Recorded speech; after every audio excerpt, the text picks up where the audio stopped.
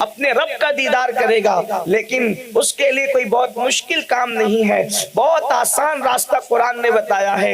ایک راستہ قرآن بتاتا ہے، اگر اس پر عمل کر لیا جائے تو جنت کے ٹھکانے کی بشارت دی جاتی ہے۔ اللہ نے جنت کے ٹھکانے کی بشارت عطا فرمائی ہے، بلکہ وعدہ فرمایا ہے، اور بہت آسان راستہ یہ ہے۔ قرآن کہتا ہے ان تجتنبوا کبائر ما تنہون عنہ ونکفر عنکم سیئاتکم وندخلکم مدخلا کریما، کہ اگر تم اپنے آپ کو گناہ کبیرہ سے بچا لو اور تم گناہ کبیرہ سے محفوظ ہو جاؤ اور تم گناہ کبیرہ سے رک جاؤ، تو اللہ فرماتا ہے تمہارے دوسرے گناہ ہم یوں ہی معاف فرما دیں گے اور تمہیں عزت کا ٹھکانہ جنت میں داخل فرما دیں گے۔ میرے آقا صلی اللہ علیہ وآلہ وسلم کے دیوانوں، گناہ کبیرہ سے اگر انسان بچے تو اللہ رب العزت نے اس سے جنت کا وعدہ فرمایا ہے۔ اپنے آپ کو گناہ سے بچا لیا جائے، اور ویسے بھی تو انسان اگر گناہ کرتا ہے تو گناہ کرنے سے اس کو سکون نہیں ملتا۔ اللہ اکبر، گناہ کرنے والی قوموں کا حال کیا ہے؟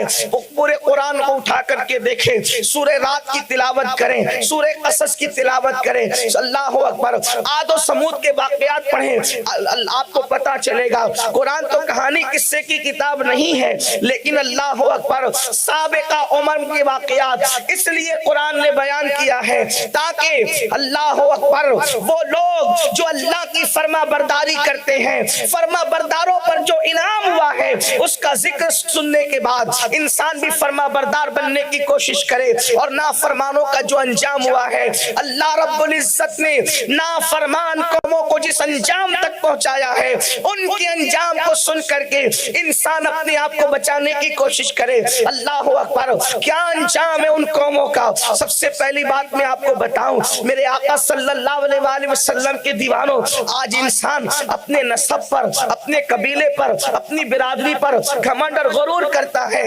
حالانکہ اسلام کہتا ہے انسان کو نسب پر، قبیلے پر، خطے پر، علاقے پر غرور اور گھمنڈ کرنے کی بجائے اللہ کو راضی کرنا چاہیے اور اس کے محبوب سے عشق کرنا چاہیے۔ علامہ جامی کہتے ہیں بندے عشق شدی ترک نسب کن جامی، کہ فلاں ابن فلاں ابن فلاں چیزیں نیست۔ اے انسان، عشق کا لباس پہن لے، اور عشق کا لباس پہننے کے بعد تو جو ہے نسب پر غرور اور گھمنڈ کو ترک کر دے، اس لیے کہ اس کی اولاد کہلانا کیا چیز ہے؟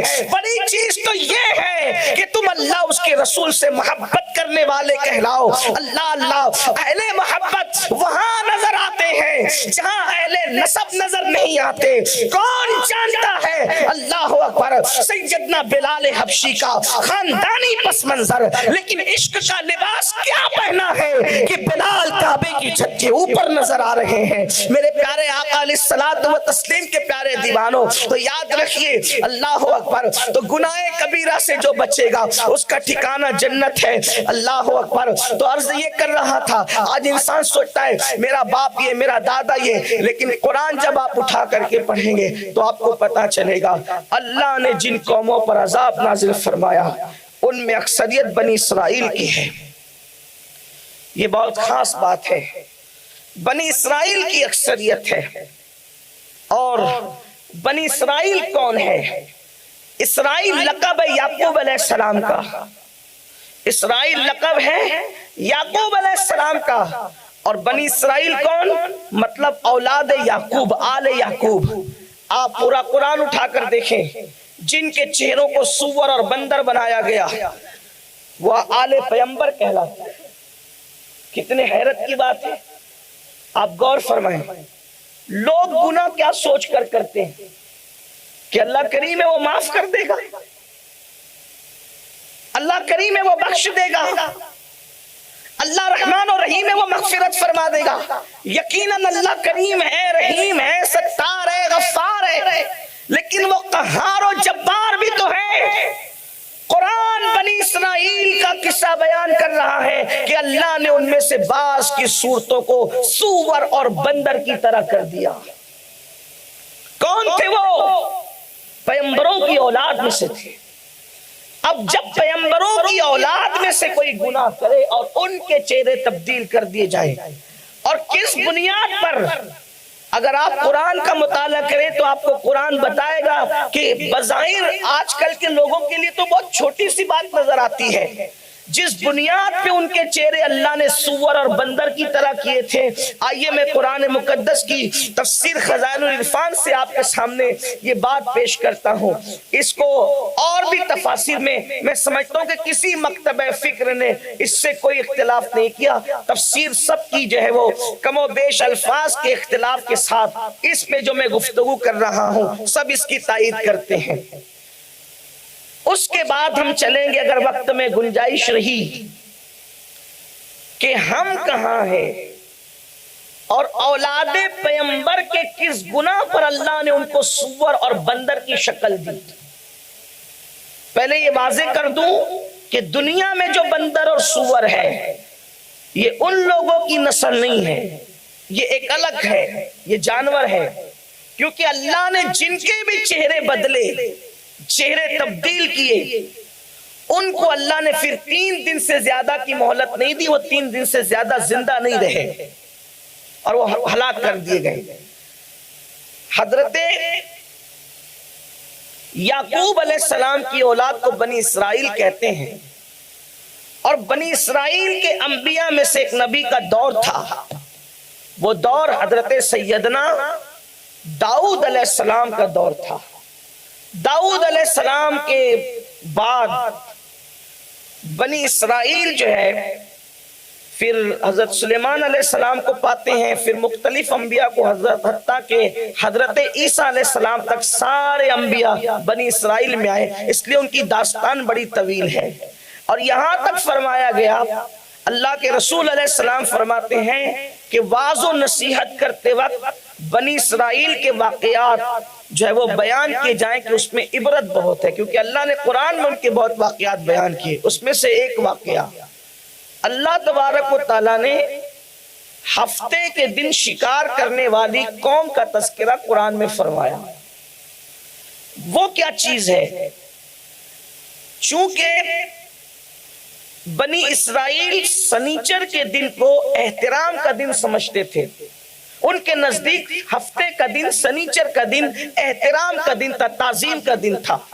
تو اللہ جب کسی قوم سے امتحان لیتا ہے تو کوئی چیز اس پہ پابندی لگاتا ہے، منع کرتا ہے، اللہ آزماتا ہے، بلکہ اللہ نے انسان کو دنیا میں بھیجا ہی آزمائش کے لیے ہے۔ قرآن کہتا ہے الذی خلق الموت والحیات لیبلوکم ایکم احسن عملا، کہ ہم نے زندگی اور موت کو پیدا کر کے تمہارا امتحان لیا کہ کون تھوڑی سی زندگی کو پا کر اچھا عمل کرتا ہے۔ اس دنیا کے اندر ہم امتحان دینے کے لیے آئے ہیں، یہ دنیا ہمیشہ رہنے کی جگہ نہیں ہے، اور ہر امتحان کے بعد کوئی نہ کوئی ڈگری ملتی ہے۔ اگر کامیاب ہو تو انسان کو ڈگری ملتی ہے، بس یہ دنیا کی امتحان گاہ میں اگر ہم کامیاب ہو گئے تو انشاءاللہ ہمیں جنت کی ڈگری عطا کر دی جائے گی۔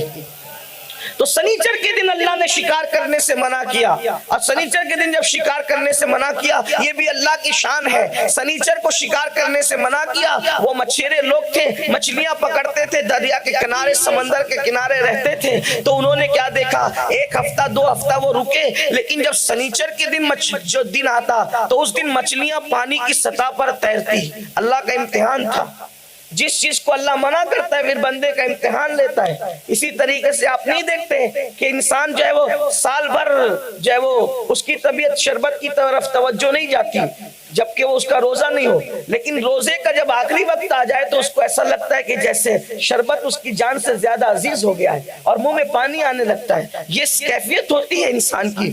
تو اللہ رب العزت نے سنیچر کے دن شکار سے منع کیا، اور اسی دن پانی پر مچھلیاں تیرتی ہے۔ تو کچھ لوگوں نے جو ہے اس میں ایک ہیلا نکالا، ہیلا یعنی کہ اس کو کیا کہہ سکتے ہیں آپ سمجھنے سمجھانے کے لیے، ہیلا نکالنے کے لیے، اس کو سمجھانے کے لیے اپنی ناقص عقل کے مطابق یوں کہوں کہ یوں کھانے کی بجائے انہوں نے اس طریقے سے کھانے کی کوشش کی۔ آپ سمجھ میں آئی بات نہیں؟ ہیلا کیا نکالا انہوں نے؟ ہیلا یہ نکالا کہ بھئی ہم سنیچر کو شکار نہیں کریں گے، ہم سنیچر کو شکار نہیں کریں گے، کیا کریں گے؟ ہم دریا میں سے ایک نالی کھود دیں گے اور ایک گہرا گڑھا بنا دیں گے، اور اس میں کیا کرنا ہے؟ سنیچر کے دن جب مچھلی پانی پر تیرے گی ایک دم سطح پر، تو یہ ہماری جو نلی ہوگی اس کے اندر آ کر گڑھے میں وہ پھنس جائے گی، اور پھر ہم اتوار کے دن جا کے اس کو نکال لیں گے۔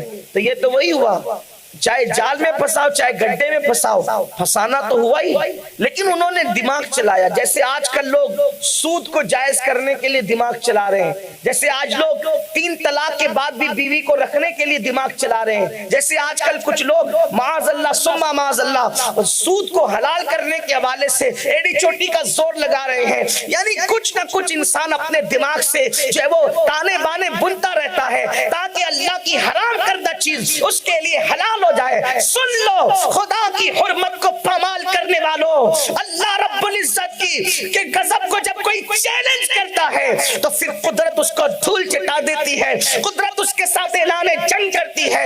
اللہ کے رسول صلی اللہ علیہ وآلہ وسلم نے ارشاد فرمایا قیامت کی نشانیوں میں سے ایک نشانی یہ بھی ہے کہ لوگ طلاق دینے کے بعد اپنی عورتوں کو گھر میں رکھیں گے۔ اللہ اکبر! اللہ کے محبوب صلی اللہ علیہ وآلہ وسلم نے یہ قیامت کی نشانی بیان کی۔ آج لوگ کر رہے ہیں بہت ساری چیزوں کو، جوا کو حلال کرنے کی کوشش کی جا رہی ہے، شراب کو کا نام بدل کر کے اس کو حلال کرنے کی کوشش کی جا رہی ہے، نشے کی چیزوں کے نام تبدیل کر کے اس کو حلال کرنے کی کوشش کی جا رہی ہے۔ یہ بھی اللہ کے رسول صلی اللہ علیہ وآلہ وسلم نے، میرے اور آپ کے نبی غیب داں نبی نے 1450 سال پہلے بیان کر دیا تھا کہ شراب کا بھی نام بدل بدل کر پیا جائے گا۔ آج دیکھ لیجئے وہ سب حالات ہیں۔ اللہ اکبر! تو ہوا یہ کہ ان لوگوں نے نالی نکالی، گڑھا کھودا، اور اس کے بعد پھر سنیچر کو شکار نہیں کرتے تھے اور اتوار کے دن یا کسی دوسرے دن نکال لیتے تھے۔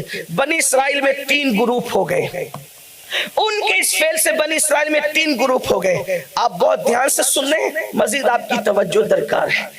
اہل منبر بھی اگر موبائل چھوڑ کر کے سن لیں تو ان کے لیے بھی برکت کی بات ہے۔ اس کی وجہ یہ ہے کہ جب اللہ رسول کے فرامین بیان کیے جائیں تو عوام اور اہل علم سب توجہ کریں۔ عوام کے لیے تو سیکھنے کی بات ہے، اہل علم اگر کوئی غلطی ہو تو اصلاح کے لیے، وہ موبائل میں لگے رہیں گے تو پھر ہوگا کیا؟ برکتیں جاتی ہیں اس سے۔ تو تھوڑا سا منبر کا بھی خیال کیا جائے، میری گزارش ہے کہ اگر تکلیف ہو تو مجھے معاف فرما دیں، لیکن اس کا خیال فرمائیں۔ ایک بار درود شریف پڑھیں آپ۔ رب صلی وسلم دائما ابدا علی حبیبک خیر الخلق کلہم، صلاۃ و سلام علیک یا جد الحسن والحسین۔ تو ہوا یہ کہ ان لوگوں نے یہ کرنے کی کوشش کی تو 3 گروپ ہو گئے۔ بنی اسرائیل میں 3 گروپ ہو گئے۔ نمبر 1 وہ گروپ جو مجرم اور پاپی تھا، یعنی مچھلیوں کا شکار کرتا تھا۔ نمبر 2 وہ گروپ جو ان کو منع کرتا تھا کہ مت کرو، اگر تم ایسا کرو گے اللہ کا عذاب آئے گا، تم نے نہیں کرنا، اور سنو اگر تم نے کیا تو ہم تم سے تعلق توڑ دیں گے۔ ایک مجرم ہے اور ایک دوسرا گروپ ہے جس کو میں آج کے ماحول میں یہ کہوں گا کہ لوگ اس کو کٹر گروپ کہتے ہیں۔ سمجھانے کے لیے یہ کٹر لوگ ہیں، کوئی بھی چیز دیکھتے تو ٹوکتے ہیں۔ اگر ٹوکنے والے دنیا سے ختم ہو جائیں تو وہی انجام ہوگا جو بنی اسرائیل کا انجام ہوا۔ یہ محفلیں بھی روکنے اور ٹوکنے کی محفلیں، ورنہ امر بالمعروف نہی عن المنکر کا مطلب کیا ہے؟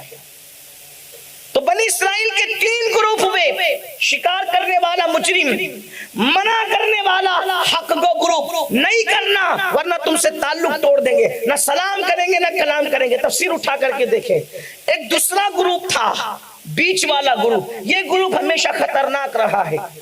بیچ کے لوگ ہمیشہ خطرناک رہتے ہیں، یہ بات اچھی طرح یاد رکھنا۔ کہیں بھی بچولے کبھی بہتر نہیں ہوتے، اسی لیے دنیا میں ایک مومن ہے، ایک کافر ہے، اور اس کے بیچ میں منافق ہے۔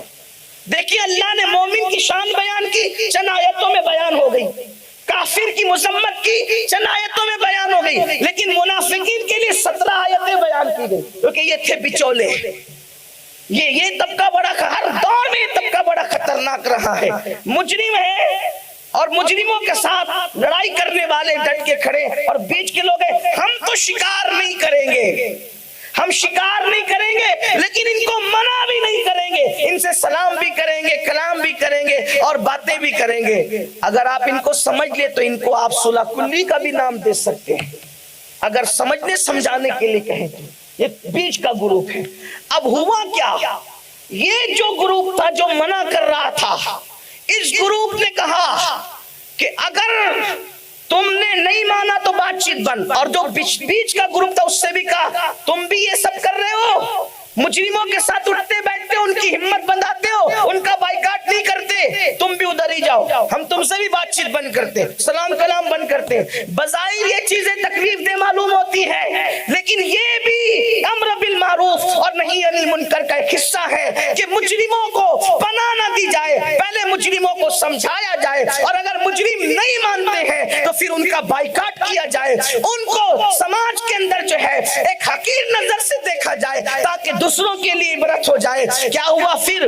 قرآن مقدس کی بات ہے، میں تفصیل سے آپ کے سامنے گفتگو کر رہا ہوں۔ ہوا کیا، دونوں گروپ الگ ہو گئے، یہ گروپ الگ ہو گیا، ان لوگوں نے ان کے درمیان جو ہے ایک دیوار قائم کر دی، دونوں کو الگ کر دیا۔ بیچ کا گروپ شکار نہیں کرتا تھا، شکاریوں کو منع بھی نہیں کرتا تھا، جرم کرتا بھی نہیں تھا، جرم کرنے والوں کو روکتا بھی نہیں تھا، اور پھر دیوار اٹھ گئی۔ روزانہ ایک دوسرے کی آواز سنتے تھے، لیکن ایک دن ایسا آیا کہ اہل حق کا یہ گروپ جو مخالفت پہ ڈٹا تھا، جو لوگوں کو ڈانٹ رہا تھا، اصلاح کر رہا تھا، سمجھا رہا تھا، نہیں ماننے پر جو ہے ان کو علیحدہ کر دیا تھا، سلام کلام بند کر دیا تھا۔ ایک دن انہوں نے دیکھا کہ دیوار کے پیچھے سے کوئی آواز نہیں آ رہی ہے، تو انہوں نے کان لگایا، کوئی آواز نہیں آ رہی تھی۔ جب انہوں نے دیوار پر چڑھ کے دیکھا تو کیا دیکھا کہ وہ سب کے سب سور اور بندر کی شکل اختیار کر گئے ہیں، ان کی شکلیں سور اور بندر کی ہو گئی ہے، اور ان کی آنکھوں میں آنسو تھے لیکن وہ کلام نہیں کر سکتے تھے۔ دونوں گروپ کو سور اور بندر بنا دیا گیا۔ آپ سے پوچھنا چاہتا ہوں، اللہ اکبر، سنی اجتماع میں آنے والوں مجھے بتاؤ، اللہ اکبر، کہ وہ گروپ تو جو مچھلی کا شکار کر کے اللہ کی حدوں کو توڑ رہا تھا، اس کو سور اور بندر بنا دیا گیا، بات سمجھ میں آتی ہے، لیکن دوسرا گروپ تو مجرم نہیں تھا، پھر اس کو سور اور بندر کیوں بنایا گیا؟ تو اس کی وجہ یہ ہے کہ وہ لوگ شکار نہیں کرتے تھے لیکن شکار کرنے کو برا بھی نہیں سمجھتے تھے، اس لیے وہ بھی برابر کے مجرم قرار دیے گئے، اور جب برابر کے مجرم قرار دیے گئے تو حالت یہ ہوئی جو انجام مجرموں کا ہوا وہی انجام مجرموں کے ساتھ اٹھنے بیٹھنے والوں کا، ان سے دوستی رچانے والوں کا، ان کے فعل پر مذمت نہ کرنے والوں کا بھی ہوا۔ اب آپ سے پوچھتا ہوں، وہ تھے کون؟ وہ بنی اسرائیل تھے، یعنی اولاد پیغمبر تھے۔ اب آپ سے پوچھتا ہوں کہ اپنے آپ سے محبت نہیں، اپنے آپ سے خلوص نہیں، اپنے آپ سے پیار نہیں، اپنی آخرت سے محبت نہیں، مسلمانوں بتاؤ، اگر اللہ کی منع کردہ چیز کو بنی اسرائیل اولاد پیغمبر کریں تو اللہ ان کو سور اور بندر کی شکل دے دیتا ہے۔ اللہ اکبر، ہمارا کیا انجام ہے؟ اور پھر ہم تو بیچ والا گروپ بھی بنے ہوئے ہیں، دیندار طبقہ اکثر بیچ کا گروپ بنا ہے کہ وہ گناہ تو نہیں کرتا لیکن گناہ کرنے والے کو روکتا بھی نہیں ہے، ان کو ٹوکتا بھی نہیں ہے۔ کیا آپ نے نہیں سنا؟ آپ مثال کے طور پہ دیکھیں، بہت سارے گناہ کبیرہ ہم دیکھتے ہیں لیکن روکنے کی کوشش نہیں کرتے، ٹوکنے کی کوشش نہیں کرتے۔ مثال کے طور پر نشے کو ہی لے لیجئے، اللہ اللہ، نشہ سماج میں عام ہو رہا ہے، یہ بھی گناہ کبیرہ ہے۔ یہاں تک اللہ کے رسول صلی اللہ علیہ وسلم نے فرمایا، میری امت کے کچھ لوگ ہوں گے جن کے چہرے بدلے جائیں گے، ان کے چہرے بھی بندر اور سور کی طرح کیے جائیں گے، اور یہ بھی فرمایا راتوں رات ان کے مکان زمین میں دھسا دیے جائیں گے۔ اللہ کے حبیب غیب کا نبی صلی اللہ علیہ وسلم فرماتے ہیں راتوں رات ان کے مکانات زمین کے اندر دھسا دیے جائیں گے۔ آقا فرماتے ہیں قبروں میں ان کی شکلیں سور اور بندر کی طرح کر دی جائے گی۔ اصحاب مصطفیٰ نے پوچھا یا رسول اللہ، جن کے گھر راتوں رات زمین میں دھس جائیں گے، جن کی شکلیں سور اور بندر کی طرح کر دی جائے گی، وہ کون لوگ ہوں ہوں گے؟ کیا وہ کلمے کے منکر ہوں گے؟ یعنی وہ مسلمان نہیں ہوں گے؟ تو میرے آقا علیہ السلام نے فرمایا کلمہ بھی پڑھیں گے، قرآن کو اللہ کی کتاب بھی کہیں گے، محمد الرسول اللہ کو اللہ کا نبی بھی کہیں گے، اس کے باوجود بھی ان کے گھر راتوں رات زمین میں دھسا دیے جائیں گے اور ان کے چہروں کو قبروں میں تبدیل کر دیا جائے گا۔ پوچھا وہ کون ہوں گے؟ فرمایا وہ میوزک بجاتے ہوں گے، وہ میوزک میں مبتلا ہوں گے، موسیقی میں مبتلا ہوں گے، ناچ گانوں میں مبتلا ہوں گے، اور فرمایا شراب کا نام بدل بدل کر کے پیئیں گے۔ آپ سے پوچھنا چاہتا ہوں وہ بھی دھسیں گے۔ جب اولاد پیغمبر کو میں کوئی توہین کے طور پہ نہیں کہہ رہا ہوں، عبرت کے طور پہ کہہ رہا ہوں، آل نبی کے چہرے حضرت یعقوب علیہ السلام کی اولاد میں ان کے چہرے جب بدلے جا سکتے ہیں، کیا ہمارا باپ کوئی صحابی ہے؟ ہمارا باپ کوئی ولی ہے؟ ہمارا باپ کوئی نبی ہے؟ آپ عبرت کی بات تو دیکھیں، کون سے وہ گناہ اور جرائم ہیں جو امت محمدیہ میں نہیں؟ اللہ کے رسول صلی اللہ علیہ وآلہ وسلم مثال کے طور پہ آج لوگ نشہ کرتے ہیں، بھائی نشہ کرتا ہے، دوسرا بھائی اس کو سمجھاتا نہیں ہے، اور اگر وہ نہ سمجھے تو اس کی مخالفت بھی نہیں کرتا۔ اللہ کے رسول علیہ السلام نے فرمایا جس نے نشہ کرنے والے کو اپنی محفل میں جگہ دی، توجہ کریں، گناہ جو عام ہو رہے ہیں مسلمانوں کی بے جا حمایت اور نرمی کی وجہ سے، ورنہ اگر ہم وہ طریقہ اختیار کریں جو اصحاب مصطفیٰ کا طریقہ تھا، ہم نے اس کو چھوڑ دیا ہے۔ جہاں وہ کسی کی غلطی دیکھتے تھے فوراً ٹوکتے تھے، فوراً روکتے تھے، بلکہ اللہ اکبر، غلطی کرنے والا کوئی بھی ہو اس کو نہیں دیکھا جاتا تھا، بلکہ شریعت محمدیہ کا لحاظ کرتے ہوئے کسی کو بھی روک اور ٹوک دیا جاتا تھا۔ میں اس کو غلطی تو نہیں کہوں گا، اس لیے کہ میرا مسلک مکمل ادب ہے، الدین کلہ ادب، میرا دین ادب، میرا مذہب ادب، میرا مسلک ادب، میرا مشرب ادب، ادب ہی ادب ہے۔ لیکن ایک بات آپ کو بتاؤں، آج ہمارے اندر ہمت نہیں ہے ہم کسی صاحب منصب آدمی کو ٹوک دیں۔ ایک مرتبہ فاروق اعظم، کون فاروق اعظم؟ عمر ابن خطاب، جس کا ذکر توریت میں ہے، جس کا ذکر انجیل میں ہے، جس کا ذکر قرآن میں ہے، حضور علیہ السلام فرماتے ہیں عمر کی زبان پہ حق بولتا ہے۔ حضور علیہ السلام فرماتے ہیں کہ عمر کے ذکر سے اپنی محفل کو زینت دیا کرو۔ آقا علیہ السلام فرماتے ہیں عمر کو دیکھ کے شیطان رستہ بدل دیتا ہے۔ اللہ کے رسول علیہ السلام فرماتے ہیں میری امت میں ایک شخص ہے، اللہ اکبر، وہ فتنوں کا دروازہ ہے، جس وقت وہ شہید ہو جائے گا فتنوں کا دروازہ ٹوٹ جائے گا، اور امت میں فتنے ایسے نمودار ہوں گے جیسے کالی رات میں بادل چھا جاتے تو جیسے بارش برستی ہے، ویسے اس کے بعد فتنوں کا ظہور ہوگا۔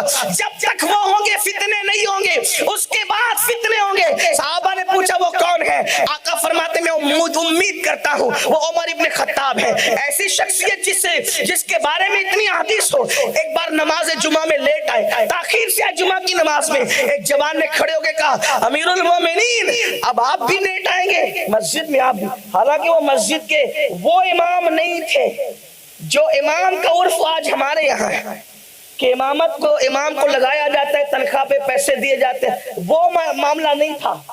حالانکہ یہ کوئی بری چیز نہیں ہے، لیکن میں صرف سمجھانے کے لیے، کیونکہ آج کے امام پر اس امام کو آپ قیاس نہ کریں۔ وہ وہاں کوئی تنخواہ پر امام نہیں تھے مسجد نبوی کے، وہ بلکہ وہ لوگوں کو تنخواہیں دیتے تھے، وہ لوگوں کو تنخواہیں دیتے تھے، وہ امیر المومنین تھے۔ اللہ اکبر، بلکہ یہ مسجد کی امامتیں تو ان لوگوں کی خیرات ہے جو ہم مصلوں پر کھڑے ہوئے ہیں۔ فاروق اعظم کو ایک نوجوان ٹوکتا ہے آپ بھی تاخیر سے آئیں گے جمعہ کی نماز میں، جبکہ رسول اللہ کے دور میں یہ تھا کہ اذان لوگ مسجد کے اندر سنا کرتے تھے، آپ دیر سے آئے۔ فاروق اعظم نے بڑے مجمع میں کوئی غصہ نہیں کیا، تو اتنا بڑا ہو گیا مجھے ٹوک رہا ہے، میں نبی کا صحابی ہوں، تو کون ہوتا ہے؟ ایسا کچھ نہیں، کیونکہ وہ رسول اللہ کی تربیت یافتہ تھے۔ اب آپ نے بڑے مجمع میں پوری مسجد بھری ہوئی ہے، جواب دیا لیٹ آنے کی وجہ یہ ہے کہ میرے پاس ایک ہی جبہ ہے، اور وہ جبہ جب میں فجر کی نماز پڑھ کے جمعہ کے دن جاتا ہوں تو اس کو دھو کر کے سکھاتا ہوں، اور تم جانتے ہو کہ سردی کی وجہ سے آج مدینے میں سورج نہیں نکلا تو میرا جبہ سوکھنے میں لیٹ ہو گیا، تو جب جبہ سوکھنے میں تاخیر ہو گئی اس لیے مجھے جمعہ میں آنے میں تاخیر ہو گئی۔ لوگوں کی آنکھوں سے آنسو جاری ہو گئے کہ وقت کا امیر المومنین ایک ہی جبے پہ زندگی گزار رہا है और लोगों ने उस जुब्बे को देखा तो उसकी आस्तीन से जो है वो रेशे निकल रहे थे, धागे निकल रहे थे। किसी ने कहा अमीरुल मोमिनीन इसको सिल लीजिए। फरमाया मैंने अपने महबूब को जब इस हालत में देखा है तो मैं अब ज़ीनत की तरफ क्यों तवज्जो करूं। इस तरह के वो लोग थे। आज मुसलमानों का हाल ये हो गया है कि अगर किसी को देख रहे हैं कि साली के साथ वो निकाह करके रह रहा है, मुसलमान बोलते हैं यार मालदार आदमी कौन उसके मुंह लगेगा। मैं कहता हूँ फिर करबला किस चीज का नाम है। अगर साहिब सरवत और साहिब मनसब के से आंख में आंख डालने की, आंख में आंख डाल के बात करने की जुर्रत नहीं है और फिर लोगों को रोकने की हिम्मत नहीं है, तो फिर करबला किस चीज का नाम है। अल्लाह अकबर। किस चीज का नाम है। इमाम अली मकाम का मिशन। अल्लाह अकबर। इमाम हुसैन तो वक्त के बादशाह की आंखों में आंखें डाल करके खड़े हैं। साथ कौन दे रहा है कौन नहीं दे रहा है इसकी कोई परवाह नहीं की। पूरा खानदान दीन मुस्तफा पे लुटा दिया और लुटा के बता दिया अगर घर लुटा के अल्लाह का दीन बचाया जा सकता है तो एक मोमिन की जिम्मेदारी है। और खानदान नबूवत का यही पैगाम है कि जब जब भी जमीन का सौदा हो दोस्तों कायम रहो हुसैन के इनकार